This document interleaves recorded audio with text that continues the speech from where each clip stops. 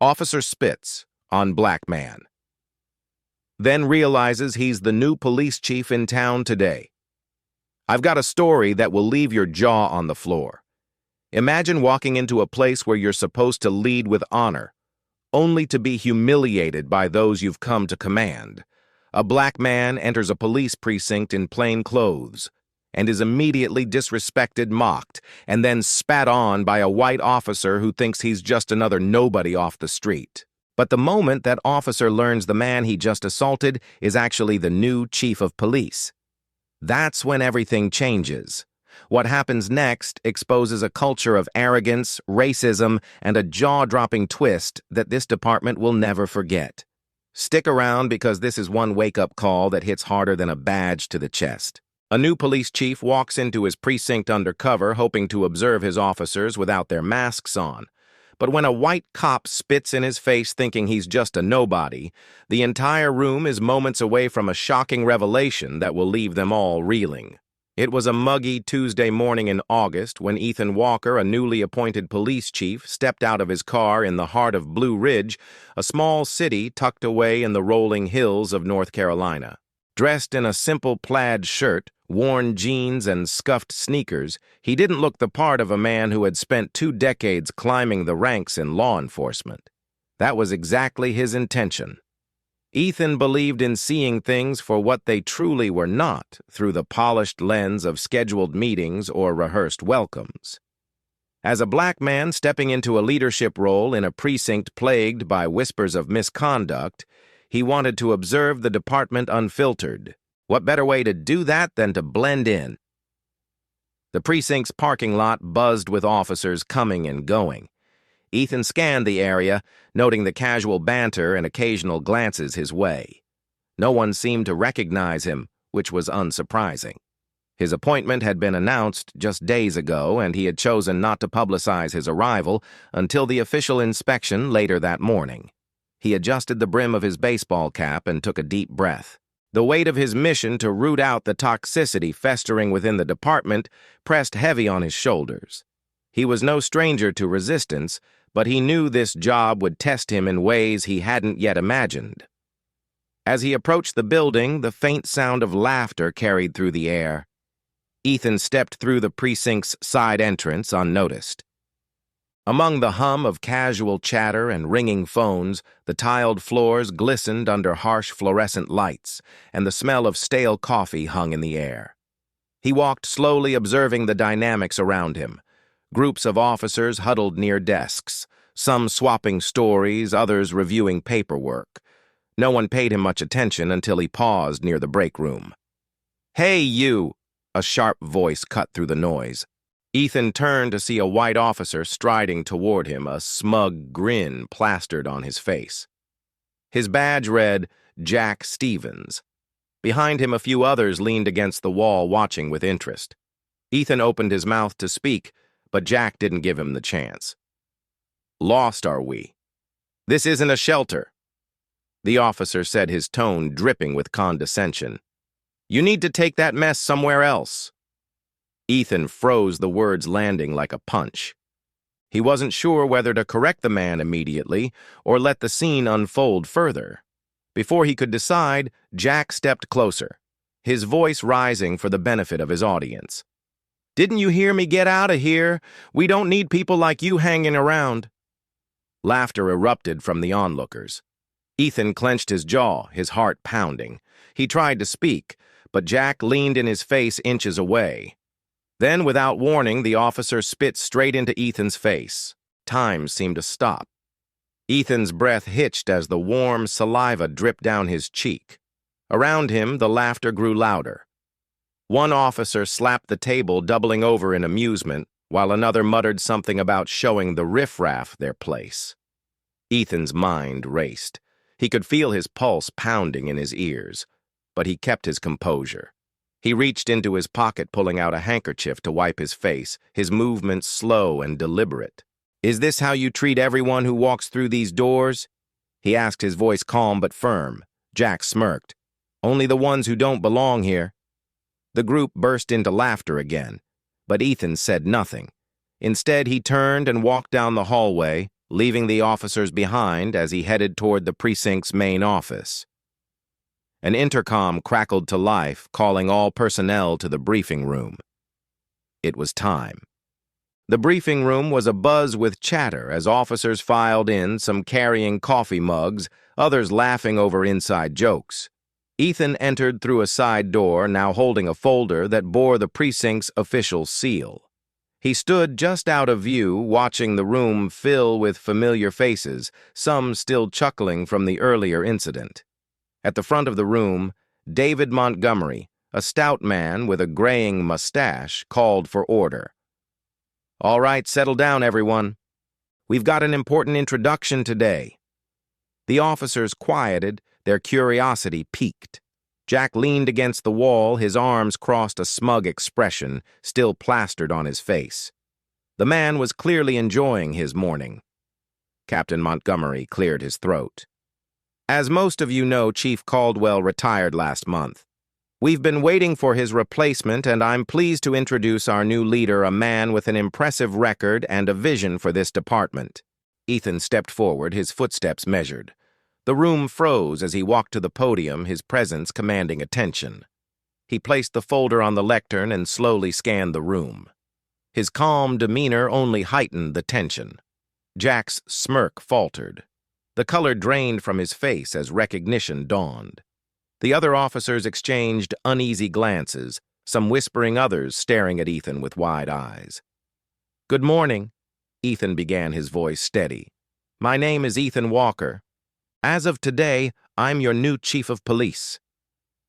The silence was deafening. Jack's face turned a deep shade of red, his bravado evaporating. Ethan's gaze landed on him, holding for a moment longer than necessary, before sweeping across the rest of the room. "When I arrived this morning," Ethan continued, "I came in plain clothes because I wanted to see the department through an unfiltered lens. What I witnessed was eye-opening." A murmur rippled through the crowd, but Ethan raised a hand to silence it. "In my brief time here, I've already seen behaviors that are not just unprofessional, but downright unacceptable. Let me make one thing clear: the culture that has been allowed to fester here ends today." The room remained eerily quiet, the weight of his words sinking in.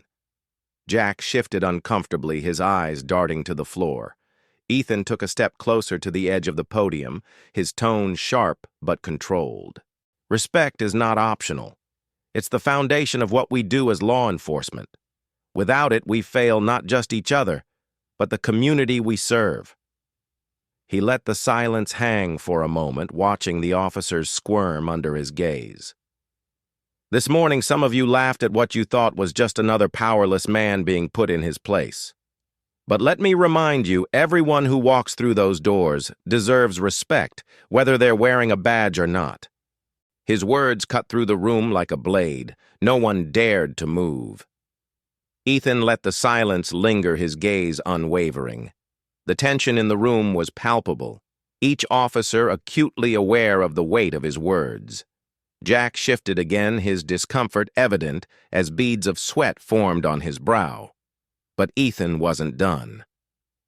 "I understand that change is difficult," he said, his voice steady but laced with authority. "But let me be clear, there will be no tolerance for behavior that disrespects the dignity of any individual, whether they are a colleague, a civilian, or anyone else." He stepped down from the podium, walking slowly toward the officers. His presence was commanding, yet his tone carried a controlled intensity. "Officer Stevens," Ethan said, stopping just a few feet away from the man. Jack flinched, his bravado from earlier completely dissolved. "You," Ethan continued, locking eyes with him, "represent everything that's broken in this department. When you spat in my face, it wasn't just me you disrespected, it was the badge, the oath, and the community we swore to protect." Jack stammered. "Chief, I didn't know." "That's exactly the problem," Ethan interrupted, his voice sharp. "You didn't care to know. You didn't take a moment to think before you acted because you assumed that man standing in front of you didn't matter. And that assumption is why this department has lost the trust of the people it serves." The room remained silent, every officer frozen in place. Ethan turned his attention to the rest of the group. What I witnessed wasn't just one man's mistake, it was a culture. A culture where bullying and prejudice are not only tolerated, but celebrated. And that stops now. He stepped back toward the podium, his voice rising slightly. I've spent my career fighting for justice not just in the streets, but within the walls of departments like this one. Change isn't easy, and it won't happen overnight. But I promise you this, as long as I'm chief, this precinct will operate with integrity, respect, and accountability. Ethan paused, letting his words sink in.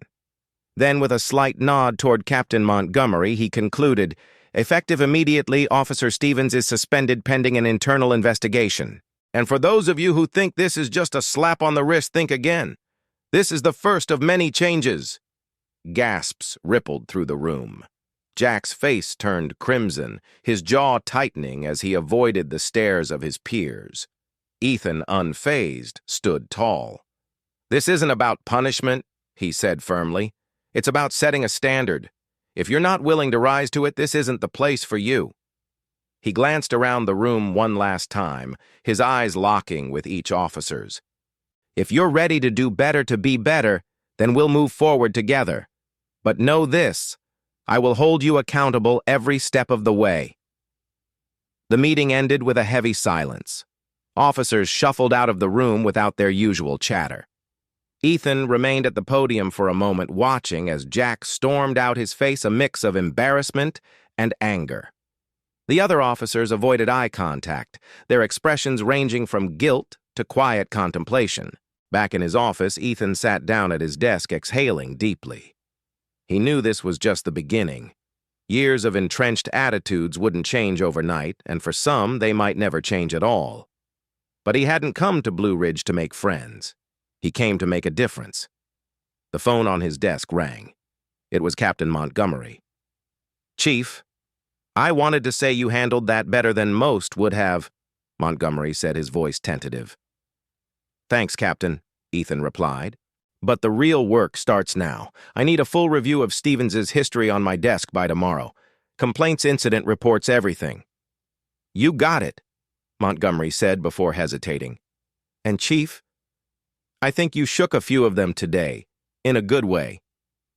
Ethan hung up, allowing himself a brief moment of satisfaction before diving into the mountain of paperwork in front of him.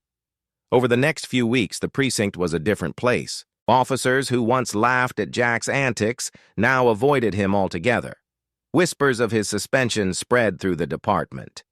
Ethan made it a point to walk the halls regularly, greeting everyone he passed, his presence a constant reminder of his leadership. Some officers took the change to heart. Sophia Diaz, a younger recruit, approached Ethan one day, admitting that she'd been complicit in the toxic culture out of fear of retaliation. I want to do better, Chief, she said earnestly. That's all I ask, Ethan replied, his voice kind but firm. It starts with you. But not everyone was willing to change. Jack filed an appeal against his suspension, claiming unfair treatment. Ethan held his ground, standing firm in his belief that accountability wasn't optional. The department's review uncovered a string of previous complaints against Jack, ranging from excessive force to inappropriate comments. His appeal was denied. Ethan made it clear the days of brushing misconduct under the rug were over. Despite the progress, Ethan knew the road ahead would be long. Conversations about implicit bias and community relations were met with mixed reactions. But he remained undeterred. Each small victory, a recruit speaking up, an officer rethinking their approach, was a step toward something greater.